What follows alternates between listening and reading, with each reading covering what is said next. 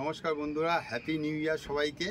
তো ভিডিও তো দেখলেনই সমস্ত কিছু, তো সবার শেষে আমি হ্যাপি নিউ ইয়ার বললাম। তো আরও কিছু গাছ আমি আপনাদের দেখাচ্ছি, ভিডিওটা সঙ্গে থাকুন।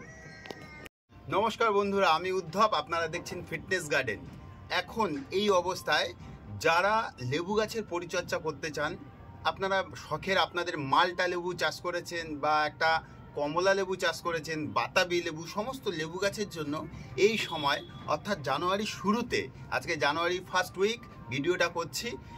আপনারা একটা শর্ট ভিডিও দেখে নেবেন আমার, যে আগে আমি শর্ট ভিডিওতে দেখিয়েছিলাম এই প্রত্যেকটা লেবু গাছের গোড়ায় আমি ভাত দিয়েছিলাম।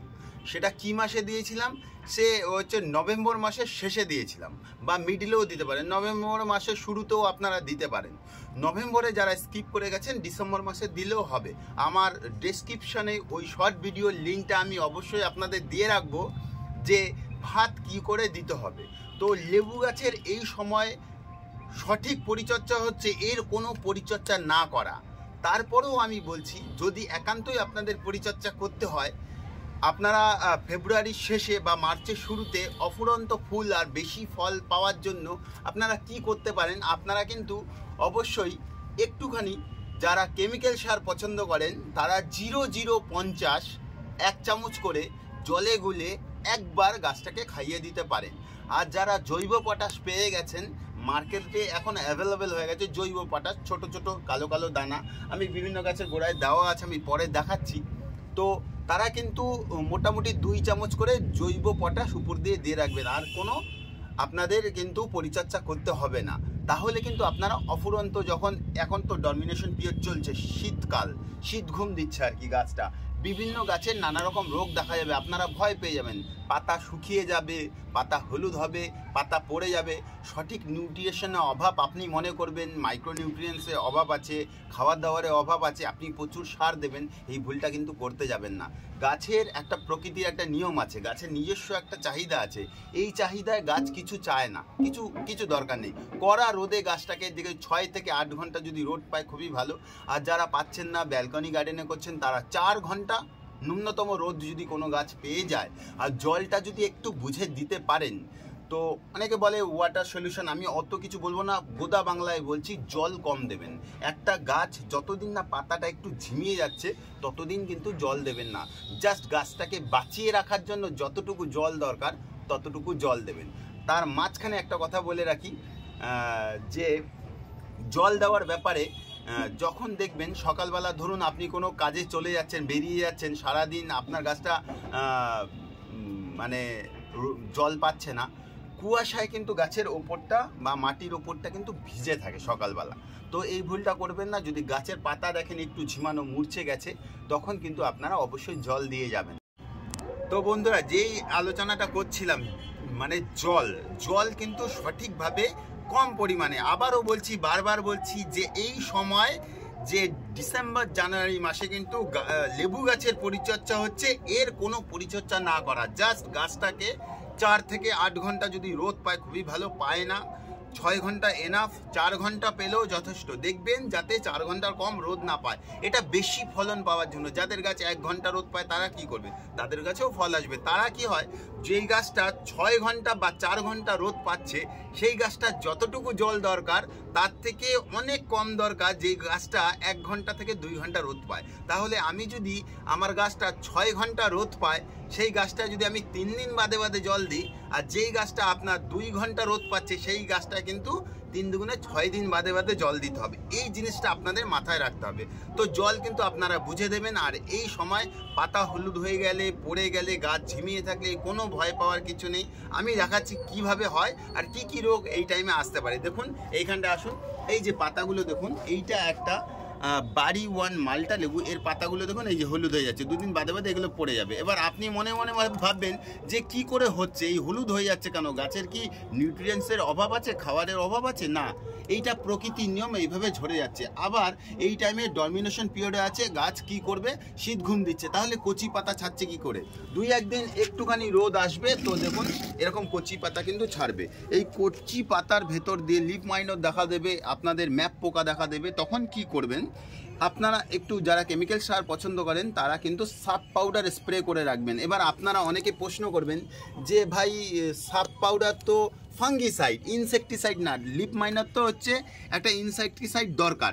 তবে আমি বলে রাখছি, কচি পাতার ওপর যখন সাপ পাউডারটা পড়ে থাকবে, এটা আমার অভিজ্ঞতা থেকে বলছি, তখন কিন্তু লিপ মাইনারটা ওর ভেতরে ঢুকতে পারবে না। প্রত্যেকটা পাতা পরিবেশের নিয়ম অনুযায়ী লেমনেশন করা থাকে। আমরা একটা কাগজকে লেমনেশন করে রাখি, তো সেরকম প্রত্যেকটা পাতা কিন্তু প্রাকৃতিকভাবে লেমনেশন করা থাকে। ওই উপরে যে পাতলা প্লাস্টিকটা থাকে তার ভেতর দিয়ে লিপ মাইনারটা ঢুকে ওখানে কিন্তু ম্যাপ পোকার আকার ধারণ করে, গাছটাকে নষ্ট করে দেয়, ওর ক্লোরোফিল নষ্ট করে, তার ফলে কি হয়, গাছটা খাওয়ার খেতে পারে না।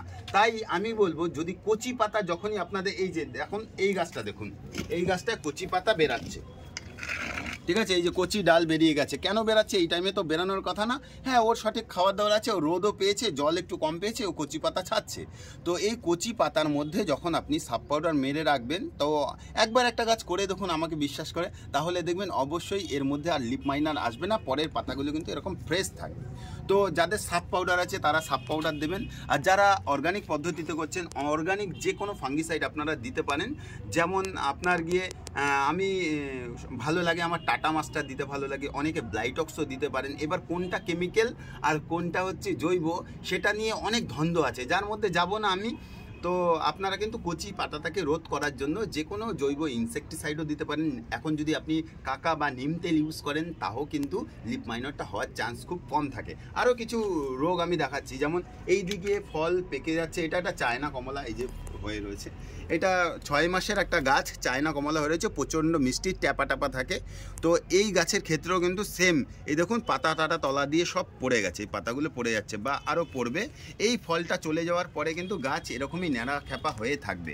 তো ভয় পাওয়ার কিছু নেই। এই গাছটাকে আমি 7 দিন বাদে বাদে জল দিই। ছোট গাছগুলোর চেহারা বড় হয়ে গেছে, এইটাকে আমি 3 দিন বাদে বাদে জল দিই। জাস্ট গাছকে বাঁচিয়ে রাখার মতো জল দেবেন, এর দিয়ে বেশি জল দেবেন না। আর শর্ট ভিডিওটা আমার অবশ্যই দেখবেন, যারা ভাত দেননি পরের বছর কিন্তু ভাত দেবেন, কারণ এর রেজাল্ট আমি দেখাবো। আমি ওপরের ছাদেও যাচ্ছি, এই ভিডিওটা কন্টিনিউ করব। তার মধ্যে এই একটা লেবু গাছ দেখুন, এইটাও একটা ছোট গাছ, ছোট গাছের মধ্যে হয়েছে, এটা থোকা থোকা হয়। আর এই কমলাটা অনেক বড় সাইজের, এইদিকে একটা পেকেও আছে দেখুন, আমার হাতের মতো বড় সাইজ এরকম। তো এই গাছগুলোকে কিন্তু আমাদের অনেক যত্ন করতে হবে এখন থেকে। আর একটা জিনিস এই টাইমে দেখা যাচ্ছে, সেটা হচ্ছে আপনাদের গাছের চামড়াগুলো ফেটে, দেখবেন এইখানে আসুন, এই চামড়াগুলো ফেটে একটা কষ বেরায়, এই যে কষটা বেরাচ্ছে, আঠা টাইপের বেরাচ্ছে, এইটাকে একটা রোধ করা যাবে। কি করে রোধ করা যাবে? যেই জায়গাটা হয়ে গেছে, অনেক ড্যামেজ হয়ে গেছে, সেই জায়গাটাকে চেঁচে আপনারা সাপ পাউডার দিতে পারেন। আর যারা সাপ পাউডার দেবেন না, তারা কি করবেন, তাদের জন্য একটা ভালো বুদ্ধি দিয়ে দিচ্ছি। এই তলায় না সমস্ত গাছে, এটা হোক আর না হোক, তার আগেই কিন্তু এগুলো তো দেওয়া হয়েছিল একবার, জলের জন্য ধুয়ে গেছে, এত পর্যন্ত কিন্তু আমরা কলি চুনের প্রলেপ দিয়ে দিয়েছিলাম, ঠিক আছে। এটা জল দিয়ে ধুতে ধুতে সেই চুনটা চলেও গেছে, এখানে এখনও গুঁড়ো চুন রয়েছে, এই যে দেখতে পাচ্ছেন।